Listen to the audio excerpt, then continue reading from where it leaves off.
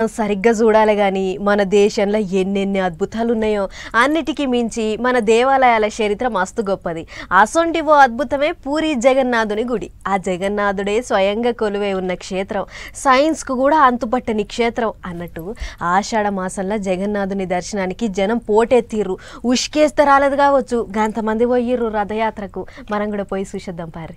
ఏం పబ్లిక్ ఇంకో మేడారం జాతర అయినట్టే అయ్యింది. పోన్రి ఆ పబ్లిక్ను చూస్తా అంటే ఎటు చూసిన జనమే.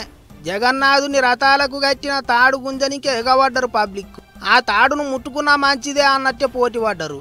ప్రపంచం అంతా పేరు మోసిన పూరి జగన్నాథుని రథయాత్ర కన్నుల పండుగ లెక్కనే సాగింది. నసుకుల 4 గంటలకే స్వామిని రథం ఎక్కించిండ్రు.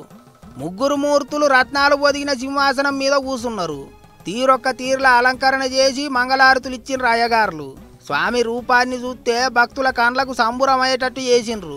పొదుమీకంగా తొలుత బలభద్రుని రథము, అటెనక సుభద్రాదేవి రథము, ఇంకా పురుషోత్తముని రథం కదిలినాయి. ఎటు చూసినా శ్రీహరి పాటలతోని ఆటలు భజనలు జోరుగా నడిచినాయి. ఇక ఎంతమంది వచ్చినా ఎవ్వలకు తిప్పల కాకుండా జగన్నాథుని రథయాత్ర ఏర్పాట్లు గట్టిగానే చేసిండ్రు ఒడిశా సర్కార్ వాళ్ళు. లీడర్లంతా ముందుగానే దేవుని దర్శనం చేసుకున్నారు. దేశంలో ఉన్న అన్ని రాష్ట్రాల నుంచే కాకుండా బయటి దేశాల నుంచి కూడా భక్తులు జగన్నాథుని దర్శనానికి పొట్టు వచ్చిండ్రు. ఇక పూరి ఒక్క జాగలనే కాదు, జగన్నాథుని గుడి ఎక్కడుంటే అక్కడ రథయాత్ర తీసిండ్రు. అట్లనే హైదరాబాద్లో కూడా జగన్నాథుని రథయాత్ర ఘనంగా తీసిండ్రు.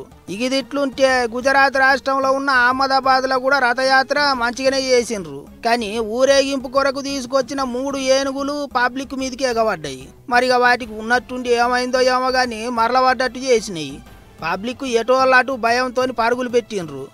అయితే ఎమ్మటే పోలీసు వాళ్ళు ఏనుగులను మేపేటోళ్ళు ఉరికొచ్చి వాటిని చల్లగా చేసిండ్రు. ఎప్పట్లెక్కనే రథయాత్ర చేసిండ్రు.